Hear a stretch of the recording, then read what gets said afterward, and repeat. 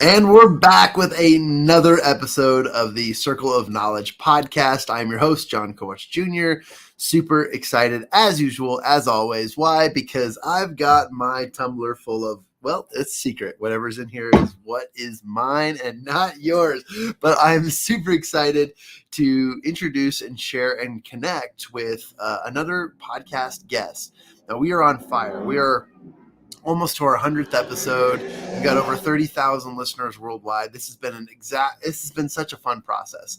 And I always tell everybody, including our guests, especially before they come on stage, that this is mostly selfish. I get to sit front row to the learning opportunity to meet with and connect with amazing professionals throughout the world who have awesome stories, and their stories lead into what knowledge they'd like to share with you. And that is something that's impactful for me because I have always been inspired by the background and the stories of people who take the time to share what they know, what they wish they would have known, and so much more, so that we can take one step further in our lives with new knowledge, new information. Before I introduce our guest on the show today, just a quick reminder that the 5th volume of the 13 Steps to Riches was launched just last week. We're super proud of our work. Volume 5 on the principle of imagination, which is the 5th step to riches in Think and Grow Rich. And so we are super pumped up about this. Go get it. Go grab a copy. It's amazing. The featured celebrity guest in that one is Mr. Glenn Lundy, the founder of I think it's called the Champions Club or Breakfast of Champions or something like that. He's awesome. You got to find him. He's always doing great things on Clubhouse and social media. A great individual. And of course, the founder of that is Mr. Awesome Swanson. Awesome. But well, let me pull up a quick biography of our guest today, because this is really exciting for me to introduce and connect with so many amazing, great people. Now, today is Ryan Lindner. Lindner. I'm going to say it 100 times. Ryan Lindner. And Ryan is a personal development specialist who has worked as a behavioral coach for clients and top organizations all over the world. He's been everywhere. He's worked everywhere. He's met with so many people from all over the world.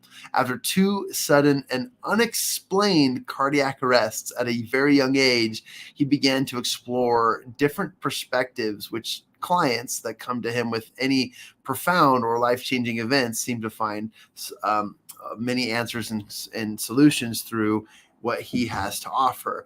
I'm really excited to introduce Mr. Ryan Lindner. I had to say it twice. I'm sure you get that all the time, but thanks for joining me today, Ryan. Yeah, excited to be here, John. Thanks for having me. Yeah, absolutely. And I always kick off the show by asking a couple of just open-ended questions. And these are, tell us where you came from and why you're here today. Now, I know there's a few cardiac arrests in the storyline here, but tell us what that's all about. Like, where did you come from? Tell us about your background. Yeah, so I grew up as a very, very hardcore introverted kid. Had real bad anxiety, and I was a people pleaser, real sensitive, and I was drawn to, okay, there's something wrong with me here, so introverted. And a lot of my clients actually would never guess that because I'm not shy. So there is a difference there. So not shy at all, but, I recharge my batteries a bit differently.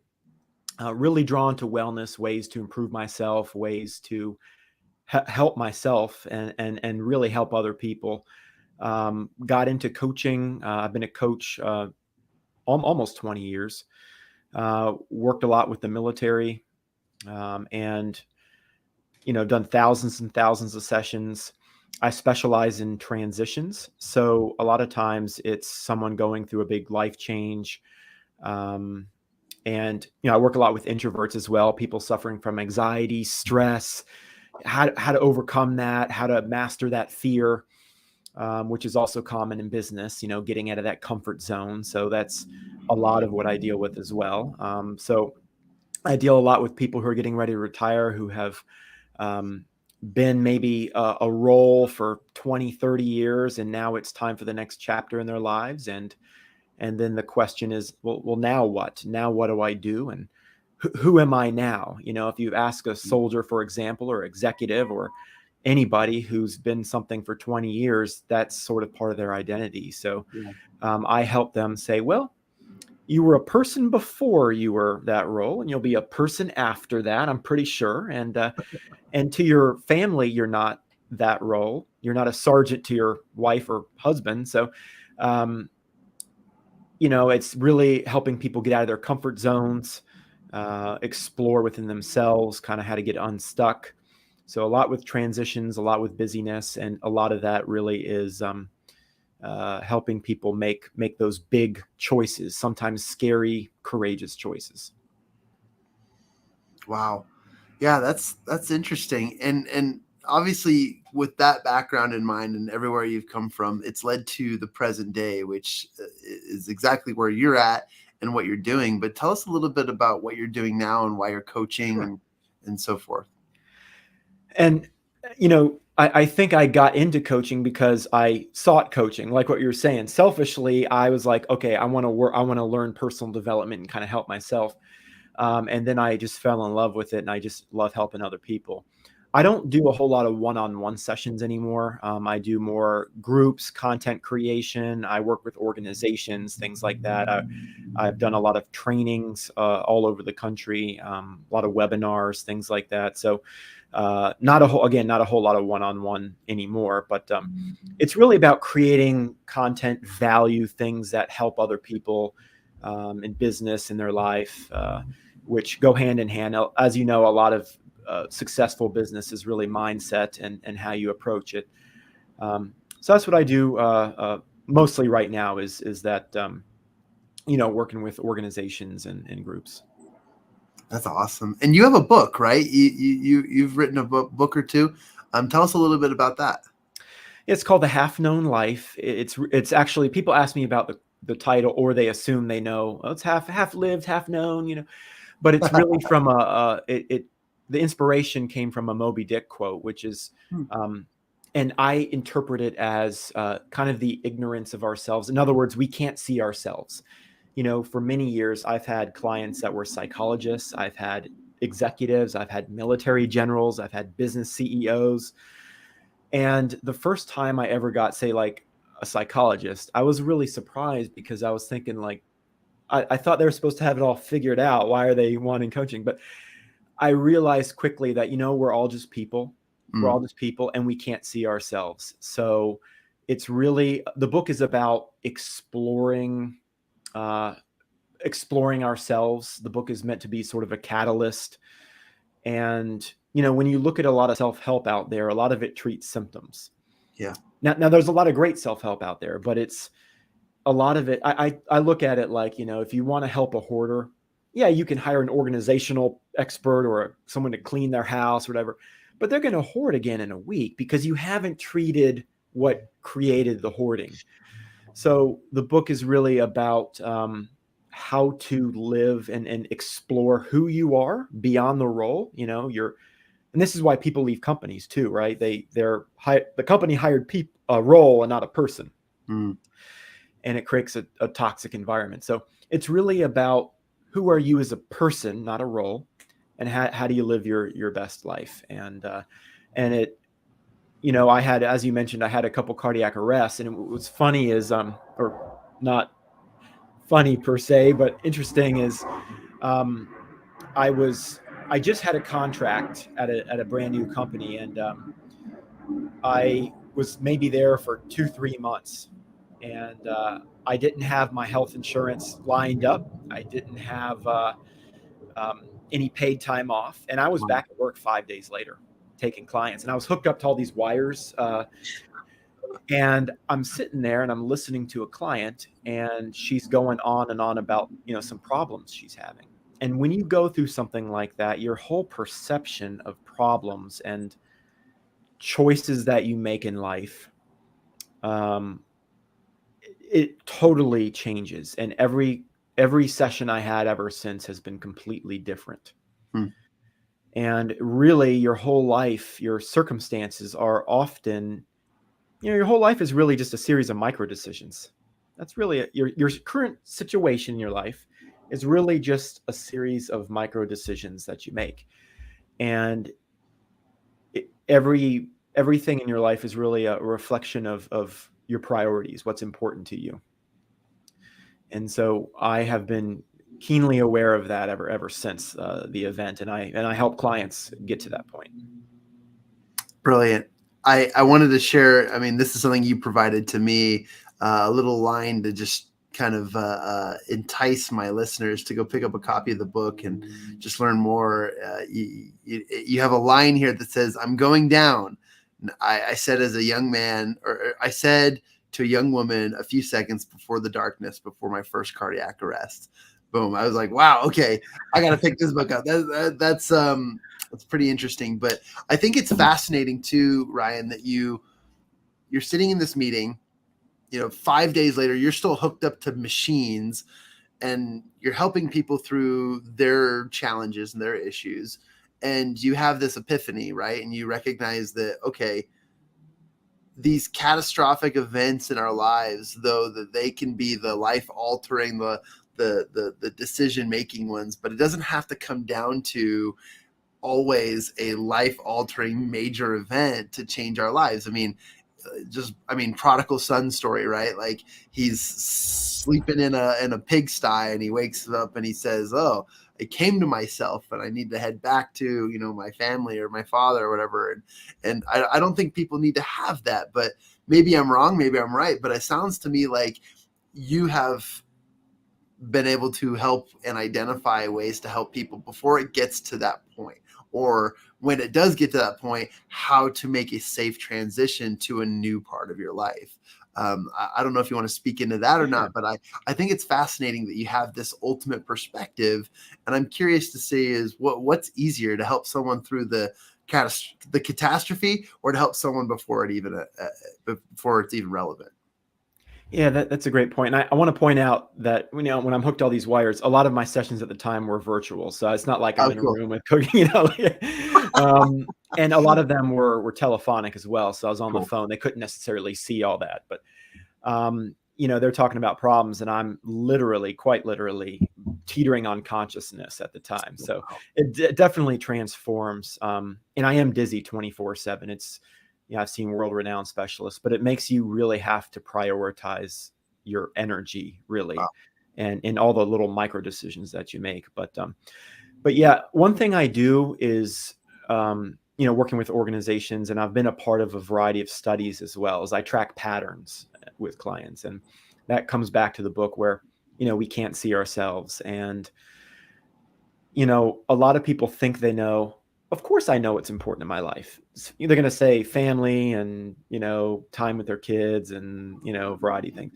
But often they do not reflect it in those micro decisions. So that's, we all have those blind spots. And, what you find if you track patterns is most people, even though they intellectually understand something, they are kind of lost in their own busyness, their own head. They're stuck in their own heads, and so they can't see those blind spots, right?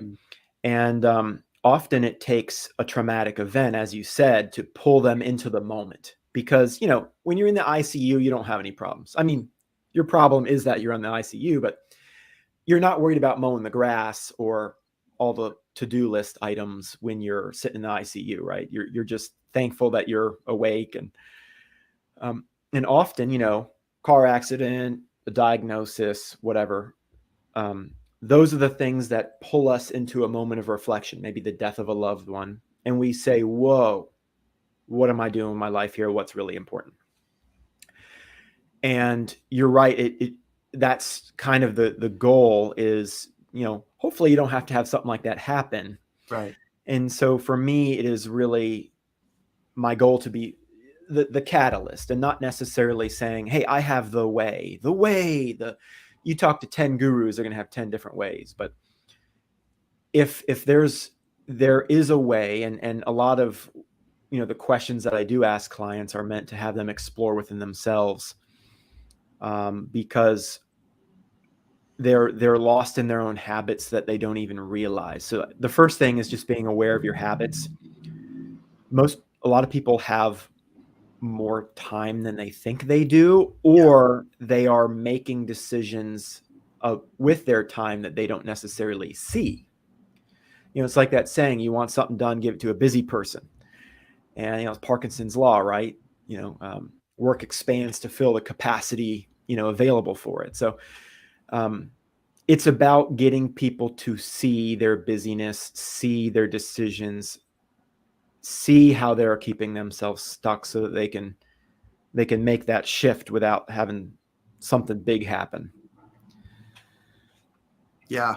I love this. And this is the kind of, this topic in particular for me, I love to explore because it provides a level of awareness no matter where you're at in your personal and self-development journey. I think that there's just so much that we can be aware of and to start to accept or even start to make shifts in. And today I think we're talking about those shifts that either happen early on or the ones that come from the catastrophe that happens in life just as general. But even just pointing this in the direction of business, our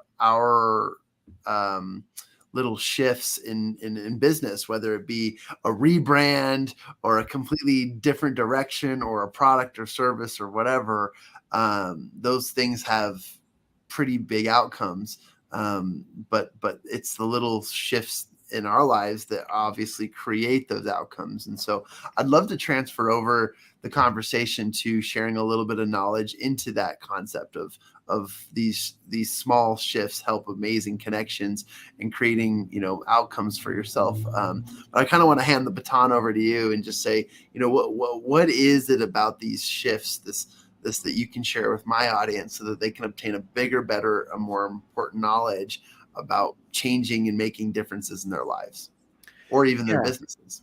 And I love business because there's a big creative aspect to it. And especially if someone's built a business from scratch, it's their baby a lot of times. And I've helped people build businesses. I've built my own for a long time, not just in coaching and content and education and training. But there's an element of fear a lot of times. It does take it does take a lot of courage, grit, and a lot of people end up talking themselves out of it the minute things get bumpy, right? It's important to understand business is about relationships. It's about, and if you focus on providing value, and, a couple great mentors of mine always said, focus on filling people's cup, like filling their value. And if you focus on that value, it will come back. So you have to detach from the outcome per se. You don't always want to chase, okay, I want to make this amount of money. I want to be this successful. I want to, if you focus on that, you're going to miss the point, you're going to miss the point, which is the value. And a lot of times people go 90% of the way and then they stop because they hit a wall, they hit a rejection, they hit a speed bump. So you have to decide, are you all in or are you all out? And, I've been rejected more times than I care to even as a lot of successful people have. I mean, if you look at successful people, Oprah Winfrey, Henry Ford, I mean, you look at Stephen King, I can name all different industries, and they have been rejected and failed more times than people realize. So you have to decide. I think it takes a special person to say, I believe in this. I am all in. I don't have it figured it out right now, but I'm going to figure it out. I believe I can figure it out. I mentioned the micro decisions. How you're showing up is a reflection of how you talk to yourself in your head. Yeah. So if you say, you know what, if I failed here, I got a rejection. If I hit this speed bump, I'm not deciding if I'm going to stick with it or not. I'm going to decide how I'm going to stick with it. And I'm going to stay with it, because a lot of times I can't tell you how many business owners I've talked to where, a year or 2, 3, 4, it clicked at one point in time. Those relationships started paying off, and then they started seeing that result on the back. Wow. This is awesome. I'm fascinated by this, and I think that that's an important awareness that many business owners should have, that these are the small things that can absolutely happen. I don't usually interact on the live show, but we've got a Dr. Robert Brown on LinkedIn. He says 100% true. Oh, I think that's awesome. And coming from the perspective of business, I mean, what do you recommend when what habits do you recommend business owners take immediately, or maybe even like right now, if they're just starting to come to themselves or creating that awareness right now that, some things need to change, some things need to shift, otherwise I'm going to burn out, or I'm going to push my body to a I keep using the word catastrophic, but to a breaking point, right? What are some of the steps you would advise? That was a really big plane. I think it was a 747. There we go.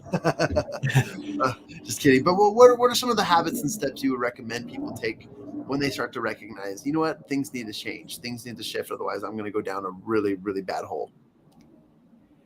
Well, and the first strategy is a little more esoteric, but it's true, is understanding your why. But that's one we've all heard, right? But it's so important to, again, focus on the value in the relationships and not just on getting the immediate outcome. So, you crawl, you walk, and then you run, and you have to be okay with the crawling first. You have to own that and say, I don't have it all figured out right now, but I will, and this can work. But in terms of concrete action steps, I would say first focus on the essentials. I think that a lot of business owners get lost in their heads with all these they go down the rabbit hole and all these tangents. I've got, business cards printed, fancy embroidered shirts, all this stuff. And I am going through my budget like crazy. And okay, that's great. But let's stay focused here. Let's focus on the relationships. Let's focus on income producing activity. Let's focus on things that are going to help me drive my actual business first, and there's only so much planning you can do. You get to a certain point where it's like you can only learn certain things by being in business and not just planning to be in business. Right. So at some point you got to start, and then you kind of learn things as you go, and you learn how to pivot. But yeah, I think let's focus on the essentials. Let's get into business, and let's take all the information that I get and pivot with it. Don't be married to any one way. Like, in other words, if you think you've got it all figured out and you're totally dedicated to this way, and they say this on Shark Tank a lot too. Yeah. Which I love, is, sometimes you have to do what the business is telling you. Go with it, and also create boundaries. A lot of people, you're going to have to hustle and you're going to have to work long hours at times, but you don't want it to totally destroy your, your personal life and your family. And, have boundaries. You're in it with the long haul, right? And every day you just chip away at it. You just chip away, even if it's a side hustle for a while. Every day, you just, in integrity with yourself, you just chip away a little bit every day, and you learn a little more. You're either all in or you're all out.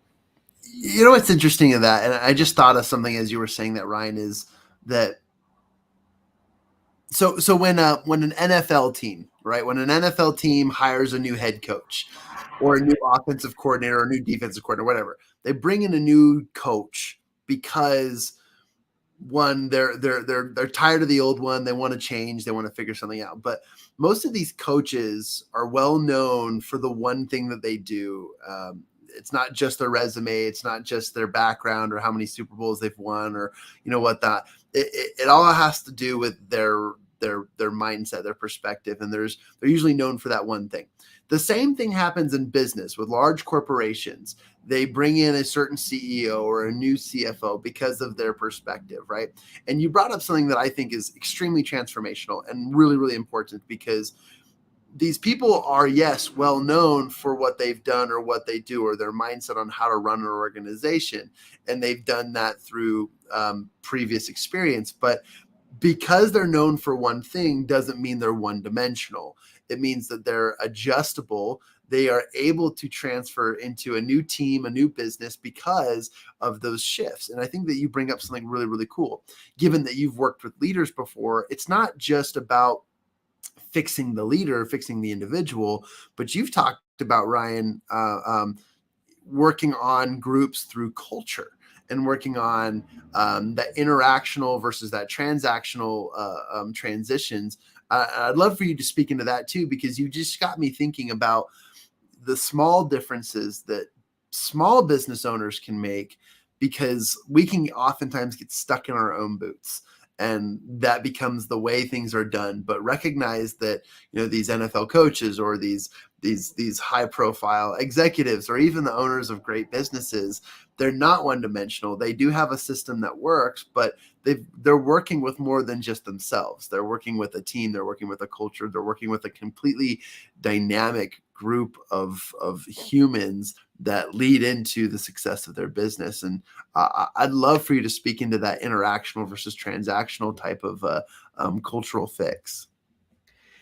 Yeah, and I think you mentioned something that really resonated too, which is, and I made this mistake early on. I think, well, okay, so I do a variety of things. So I can do this, and this. And I give people a laundry list of things I can do for them. And I didn't get much response from it. So what I did was I said, okay, well, let me speak to people's pain. Let me just focus on that, because a lot of times people will come to you with a problem and then they'll learn what else you can do for them. So if you speak to their pain and something resonates with them and they work with you, they'll then go, oh, wow, he can do this too. He can do that. He can do that. He can do that. It's kind of like people are overstimulated, I think, because all people really care about at the end of the day is, can this person help me? And if you really understand with how to do that and you create that relationship, well, that's what it's all about, really. It's that relationship. So, and again, it's like that saying, people don't always remember what you say, but they always remember how you make them feel. And that's totally true. And yeah, like I would say local businesses, like just real methods that work. And I've trained so many like call centers and I've trained so many on communication. A way to nail an impression right away. People they notice two things about you. Number one is your competence. They get a feel for your competence. But number two is your warmth. They always even unconsciously. So if you're talking about just the interactional, not transactional, if you focus on your warmth, they're going to feel that. It's not so sterile like it is in a lot of business, right? Where it's transactional. If I go get coffee this morning or I go to a 7-Eleven, a lot of times it's just so transactional, right? People are just gonna, they're gonna tell me the price. They're just, it's not a real interaction. People can feel that, right? And I would say, so focus on warmth. And whenever you're speaking to someone, pause first. Let them get it all out. And that seems like such maybe cliche, is like, be a good listener. But what people care about most is being heard. And if you pause, let them get it all out, and then you use what I call a connecting phrase, which is validating what they say. Just like, oh man, I understand how you could feel that way. I totally get it. It happened to me once. Suddenly you have that relationship. And so, in other words, 3 easy steps. Number 1, your warmth. Number 2 is just pause. Because what most people do in an interaction is they're just ready to interject the next thing they have to say. Right. If you just pause, they get it all out, and then you just say a quick connecting phrase. And that's the empathy part, right? You're empathizing, you're validating what they're saying. And, if you call any customer service line, if you call, people aren't doing that. People aren't doing that. Like any industry I've worked in the property management industry, right? You call a property management company, the first thing they say is, how many bedrooms are you looking for? When are you looking to move? But what they should do is allow the person to talk, and then they can use that information to connect, right? And then they have a relationship. So. Yeah, I love that, and I love that you've brought in a couple examples of different industries, because again, those are great ideas, great examples for business owners and for the whole perspective of it all. I love this topic, and I love just jumping into just as small shifts to the greater transformations, and whether they're habits, culture, or even just organizational decisions. I think it's very, very, very important for all businesses, and even small businesses, or even entrepreneurs who haven't even started their businesses yet. Those ideas are important for you to step your foot in the right direction. Can I talk for a minute into, or not me? I don't want to talk. I want to hear from you. On the concept of being busy, because I feel like this is a topic too that a lot of my listeners are probably struggling with. That busy is not a great reason. Why you can't be the person or the thing or the wonderful reason to make change in your business or in your life. I know that we all struggle with being busy. Busy is the let's call it the what is that called? Busy is the, I forget the name, but the sugar pill. We'll just call it the sugar pill. I forget the technical term, but busy is the sugar pill for what is actually needing to be done, or what can create, amazing change in anything you do in your business. But I want to ask you, just from your perspective as a coach, as a specialist, as a consultant, how does being busy damage, and how can we shift away from being busy to being effective?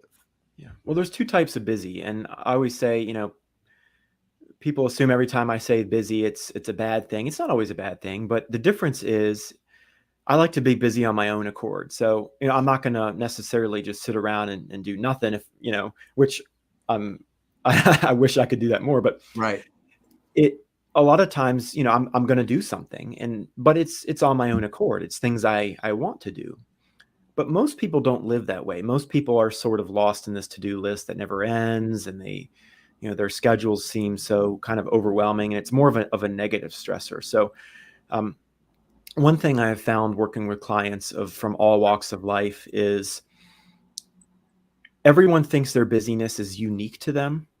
So someone will be telling me about their busyness and their stress, and oh yeah, I want to work on my goals, and I wanted to like open my own business, and I wanted to work on that, but like I need soccer season to end with my kids, and then I need like this to happen, this to happen, this to happen. And those are all very reasonable. I mean, things are as reasonable as you want them to be. But I would say, out of all the people I've worked with, they all thought it was unique to them. And they don't realize I just spoke to 500 people that were saying the exact same thing, right? And what's also interesting is that a lot of those people, like, I could see the solution, they couldn't. I've had some people think they were crazy busy, and they're retired though, and they get up at noon.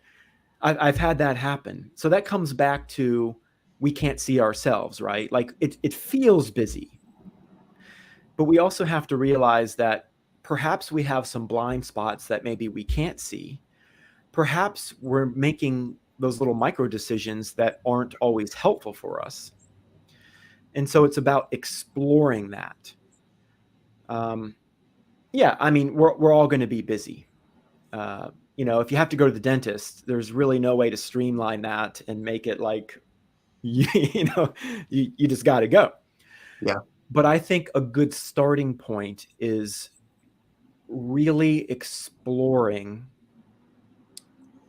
what you actually do on a daily basis, break it down. consider that you may have to make some decisions that may be outside your comfort zone, because that's where change is. It's in those decisions. You got where you are because of your decisions, and you can get somewhere else with your decisions. So you know ask the right questions. What decisions would you have to make for you to get what's an ideal situation for you? And I help clients explore that. And yeah, it is tough sometimes. But um, the minute you say it's not possible, you're done. The minute you say, "Oh, I my situation, this," I've heard some, working with military, I've heard some situations that you would not believe it. But the minute you say, can't do it, it's my situation, and you stop thinking of the how, you've already thrown in the towel. So I I love that. Thank you for that. That was something that I needed to hear, but also wanted to dive into a little bit more.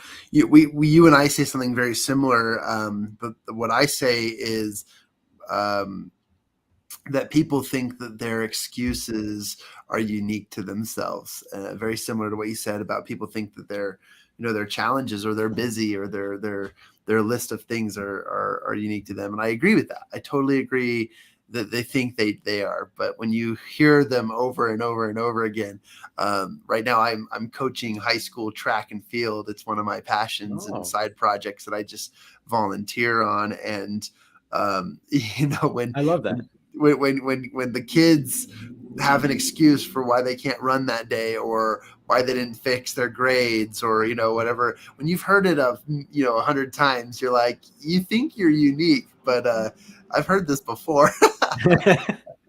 but at the same time, you're absolutely right, Ryan. Like the uniqueness comes from their perspective. It comes from their upbringing, their background, from where they're at right now. They can't see it in any other perspective. But if they could see it from another angle, from another perspective, they could make alterations to their current trajectories that will allow them to overcome challenges in a different way. And I also agree that I need to learn more about this because there's so much to this. But I think that this is one of those things that, and one of the greatest reasons why people should hire coaching. People should work with consultants. People should work with people who have that outer perspective that can see from the inside and recognize or show them that, hey, look, I don't think you're seeing it from this angle, but check this out. If you just do this, this, and this, imagine the change that could happen in your life. And I love that. And I think you've orated that pretty clearly. And it's great for people to hear that, because there are resources through people who can see the things that you can't see. And it's exactly why we ought to work with other people. And I think Yeah. that's just a brilliant concept. And first, I was a high school and collegiate track athlete, so I love that. Yeah. But but I would say, I know some people out there have some just phenomenal ideas, and that's why I said at the beginning I love the creative aspect of business. And my advice is just chip away at it and keep showing up. For a while there, I know a lot of business owners who maybe had another full-time job and they were trying to start something else, or they've got a couple kids at home. I've heard of all kinds of situations, but you can do it, and you just got to chip away at it, stick to the essentials, and just decide if you're going to be all in or all out. But there's nothing wrong with just chipping away at it, and focus on the crawling for a while before you start to walk, because it's got to be that long-term value. I love that. I want to make a shout out again to Dr. Robert M. Brown, who's just lighting up our chat section. Thank you, Dr. Robert, and thank you for engaging with us. That's really cool to see people wanting to chime in and agree with us. And most of the content we deliver is in the audio form, but I'm glad that people are appreciating the video live cast. With that being said, Ryan, I think it's really cool what you offer, what you provide, and just the knowledge that you share. I want to encourage my listeners to go check you out. You can visit his website by going to rslindner.com. That's LINDNER.com. And I overpronounce it for a reason, because some of you are going to be like Lindner or Lindner, go check it out. Lindner, RyanLindner.com, or Lindner.com. See, I have to read. It's good that I mess it up, because people are going to say, oh, okay. All those ways work. All those ways work. So I'm good. Well, okay, cool. You've covered your bases there, but that's awesome. But I want to ask, and it's never a requirement that any of our guests do this, but did you have something you wanted to give, an offer, a free giveaway, or something for my listeners to take advantage of as a result of this conversation? Yeah, if they contact me directly, I'd be happy to hook them up with an audiobook as well. That's a new format coming out. So awesome. Well, congratulations on that. And then where do we go to find your book? I want to make sure I put that in the chat section. It does link to it, rslindner.com. You can also check it out on halfknownlifebook.com as well. That's HALF, halfknownlifebook.com. Halfknownlifebook.com. Yep. That's the title of your book, Half Known Life. All right. Awesome.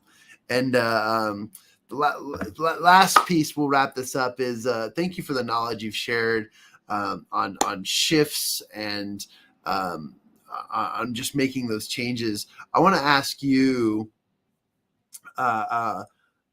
what simple action would you like to invite my audience to take today as a result of the knowledge they've received, or the information that they have processed?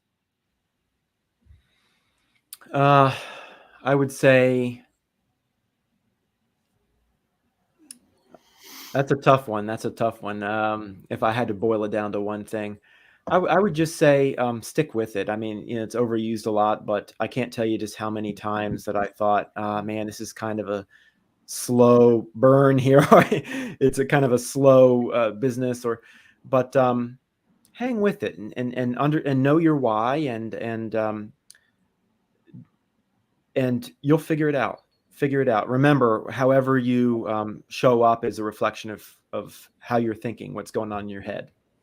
So thank you for doing that. Thank you for wrapping it up. It's been a pleasure having you on the show. I know we just barely scratched the surface, but this has been an awesome conversation for me to sit in front row and learn from experts. And I appreciate what you've shared, Ryan. And thank you for your parting words. That's awesome. Stick with it. Take action. Do what you need to do. Consult with those who can see the other perspectives, who can give you a little bit more direction. And I think that's awesome. You guys go check out Ryan Lindner at rslindner.com. I have to really pronounce it, which is awesome.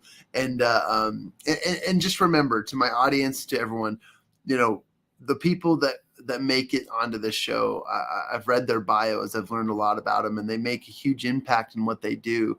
But I know that their stories are one part of their one dimension to the multi-dimensional awesomeness that these people bear. And Ryan has so much information and expertise and knowledge in helping these businesses. So go and check him out, follow him on social media, or find him on his website. Go check out his book. I'll pick up a copy. That's pretty awesome. Really excited about that audio version too. I can't wait to hear about that and much, much more. But thank you, Ryan, for your time today. And I'll let you say a last word, and then I'll close it up here. Thanks for having me, John. It's been amazing being here. Awesome. And we're so glad to have you, and we'll have to have you back on the show again. And with that being said, to all of our listeners, everything you need is within you now. Just take action, and you will find the voice, the purpose, the joy, all of the answers and the solutions that you need just by taking action. And with that being said, this has been another episode of the Circle of Knowledge podcast. Until next time, we'll see you. Take immediate action.